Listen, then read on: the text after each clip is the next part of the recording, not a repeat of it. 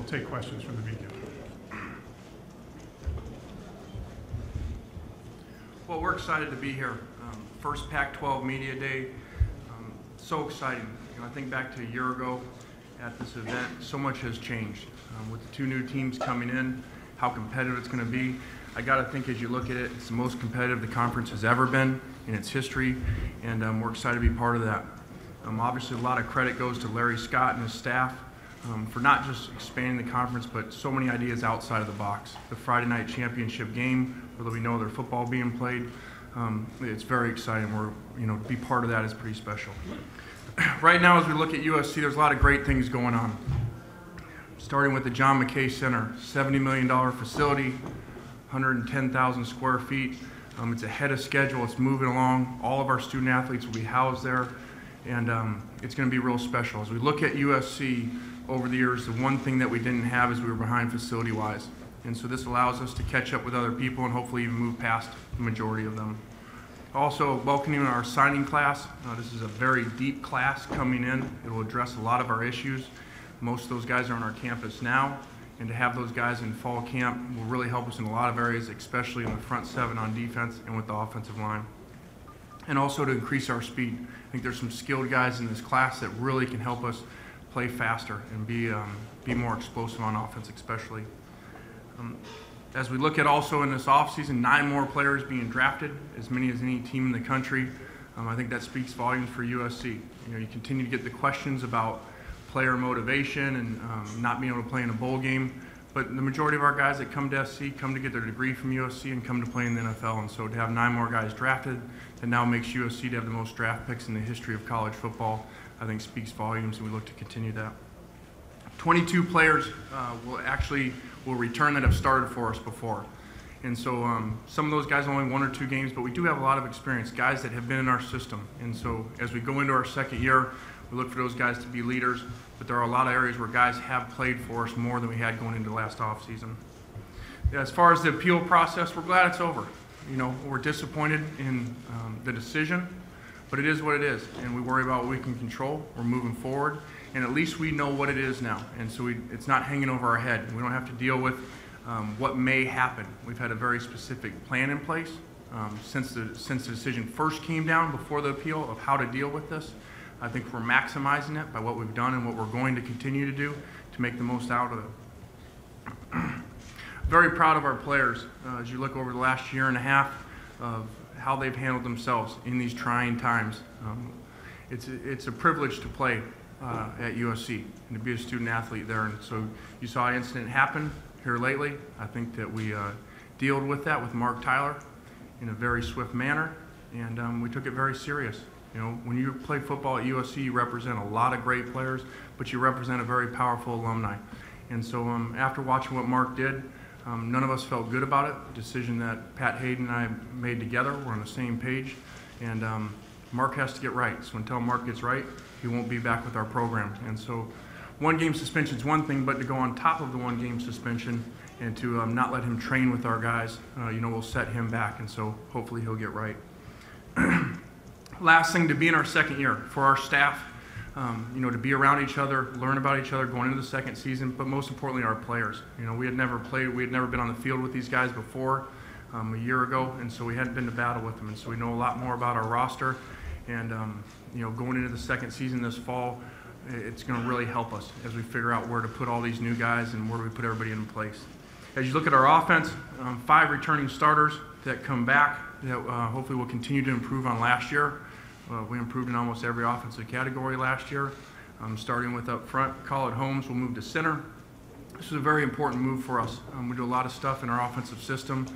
Khalid's a very smart football player, and so he'll help us up front there because he's going to have 2 new guards next to him. Matt Khalil could be one of the elite left tackles in all of college football. Did some great things for us last year as he goes into his junior year. We expect a lot of great things from him. Red Ellison returns at tight end. Really, is a true Trojan by the way that he plays, by the way that he practices, by the way he handles himself. Look for him to move him around a lot as a tight end, but then also to continue to play on special teams. Robert Woods, after being named Pac-12 Freshman of the Year last year, comes back, trying to take him to the next level so he can be one of those elite receivers that we've all seen here before at USC, get his catches up in that 80, 90 catch range and have a great season for us. And then lastly, the quarterback. Really, we sat here a year ago and said the same thing. Our goal for Matt is to improve his decision making. And as you look at what he did last year in the touchdown interception ratio, and improved a lot there.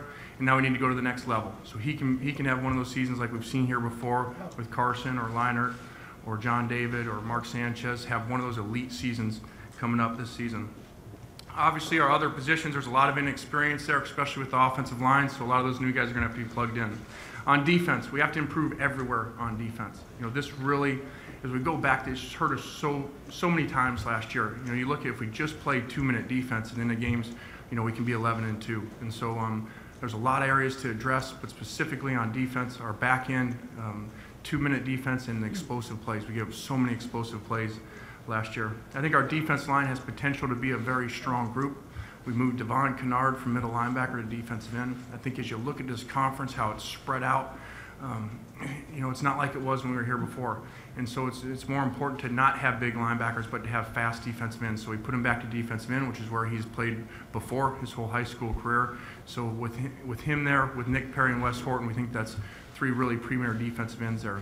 Inside, Christian Tupu and DeJohn Harris return, as well as some young guys. Armand Armstead, we still don't know anything different on his health. Hopefully he'll be there to give us a great rotation inside. Look back to last year, one of the things we didn't have, we had no rotation on our defensive line. Way too many guys were playing 60, 70 snaps instead of rotating in there playing 40 snaps a game. Linebackers, moving to Devon means that Chris Gallipo will be the Mike. Outside of that, we don't really know very much. A lot of guys are going to get opportunities there. Shane Horton's really the only guy with much experience coming back.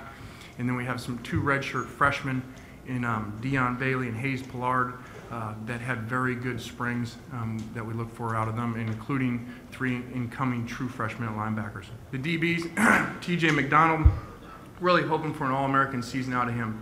Really did some good things last year, had a great spring for us. Very tough player, just like his dad. Knocked a tooth out in spring practice, came right back, played with it. This kid's a special kid, and so we look for him to have a great season. Nikel Roby, I think got overlooked a little bit last year. Here's a guy that started all 13 games as a true freshman, coming from Florida all the way to USC. I believe Tim knows these stats, I believe he's the first true freshman to start at corner since World War II, when Pat Hayden and J.K. McKay were playing for us. That was my first bad joke of the day.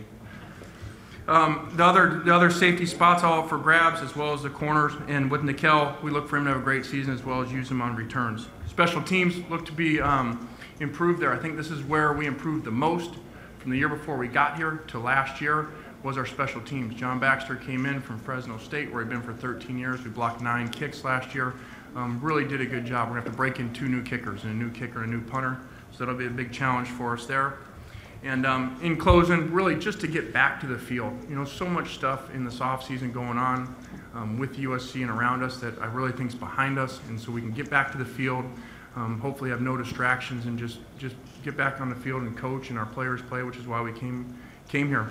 And I think that it's a very competitive schedule. All BCS teams. One of the reasons these guys come to SC is to play the best. Obviously the conference is going to be so strong, continuing the Notre Dame rivalry.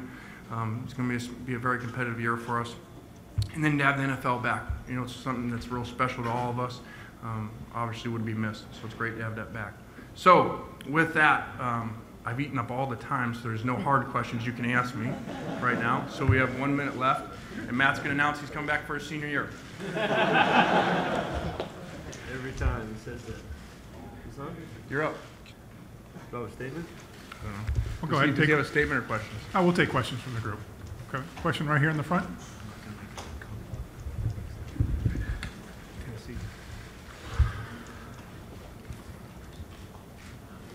This question is actually for Matt Barkley. Matt, what is it? Can you talk a little bit about just having, the top receivers to throw to now with Woods and Farmer? Yeah, I have quite the arsenal at my disposal this year with receivers, and Robert will be back, and like Coach said, we'll be hoping for more out of him this year. And George Farmer is a special receiver too, taller and bigger, and I would say faster than Robert Woods. So we'll see how he progresses in this fall camp. And another receiver from the same high school, they all came from Sarah, from Gardena, right down the street from USC, is Marquise Lee. And so those three guys will be able to help us out. And not to mention all the guys we already have with Bryce Butler, who's returning for us. He was thinking of leaving, but he's coming back. I have a good relationship with him. Good timing with us, too.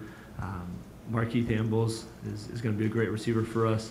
Brandon Carswell, who has kind of been under the radar in the last couple of years, but has been a consistent receiver for me. I trust him a lot. Runs great routes. He'll be a senior, kind of the older guy of that group, the veteran. And I feel like I'm missing someone. Devon Flournoy. The list keeps going on and on about guys who can help us out. I mean, Kyle Prater, who was injured during last fall, even injured during the spring, but a big 6'5" receiver, an X type of guy like Mike Williams or Dwayne Jarrett, who we haven't really had the last couple of years. He'll be able to help us out a lot. So we have all this skill and we have all these players, but I think we'll finally be able to turn that into production. And these off-season workouts that we've been doing have been great to get timing, but have a special group on our hands. In the back right. Right in the center in the back. Matt, how do you plan to personally differentiate yourself in the quote conference of quarterbacks, especially when you have Andrew Luck in the same league? I think being consistent this whole year and not, I guess, trailing out like I did the last 2 years, but finishing this year strong. And I know what I'm capable of, but being consistent the whole year, keeping a strong completion percentage and raising that ratio of my touchdown to interceptions and keeping that through the whole year. And ultimately, it's all about wins and losses. And we had a couple of losses last year that were right on the line. And I think by reversing those and winning more games this year, we'll be set. It's in the back right. This is for both of you. There was a lot made last year about motivating your team to play under the sanctions and no bowl game and stuff like that. How have you found your experience this time around, in the last year of the major sanctions? Well, I think weekly it doesn't matter that much. There's a lot of build-up before the season about no bowl games and talk about it. But once you get going, you're into practices, you're walking down that Coliseum, you're getting ready to play. I really don't think they think much about that. Matt can talk more about that.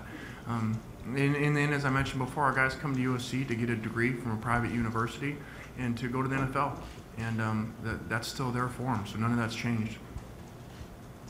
Yeah, we're not thinking about the negative aspects of the season. We have so much going for us this year, and so much talent and a special team with the character and leadership that we have on this team. We're taking it one game at a time and not worrying about that time right now. When it comes, we'll deal with it. But as of now, Minnesota is on the game plan. That's our schedule, and one game at a time, 1 week at a time. That's what we're doing. Question right here in the center. Coach Kiffin, Matt brought up a point about having all this talent on wide receiver. At any point of the season, do you think you'll feel to move any of them to defensive back? I don't know that. We know our guys are going to start out, but we always look at that.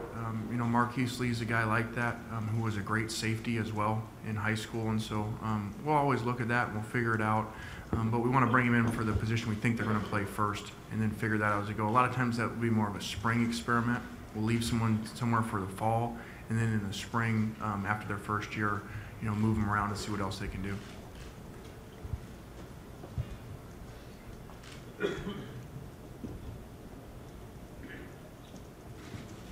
Any further questions?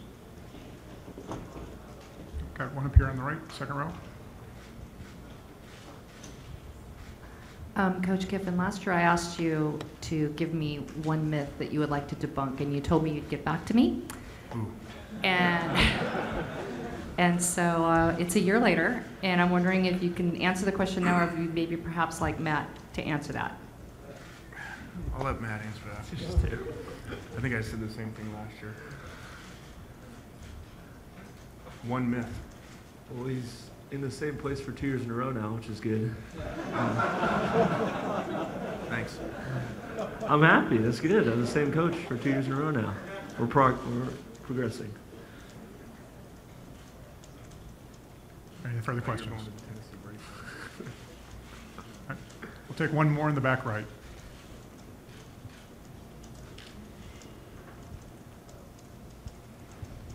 With regards to Matt, this is actually This is for you, Lane. We've heard of the word Heisman being thrown around a lot, especially Matt going into his junior year. Where do you believe he sits, in the conference of quarterbacks? Well, I think when you look at Heisman's, so many things have to go right. It's not just about that person's play. The team has to be very successful, needs to be winning. He's got to have, especially for a quarterback, needs all the stuff around him going right. So I think Matt is on schedule to be in that conversation, but those variables he can't control will be up to us. Playing good defense, making sure we're putting the guys in the right position around him so we're making those plays, those critical third down and touchdown plays for him so his stats are up in that caliber. All right, we'll follow up. We'll take the last question right here. This is for either one of you. You guys have 2 weekday games this year, one on a Thursday, one on a Friday.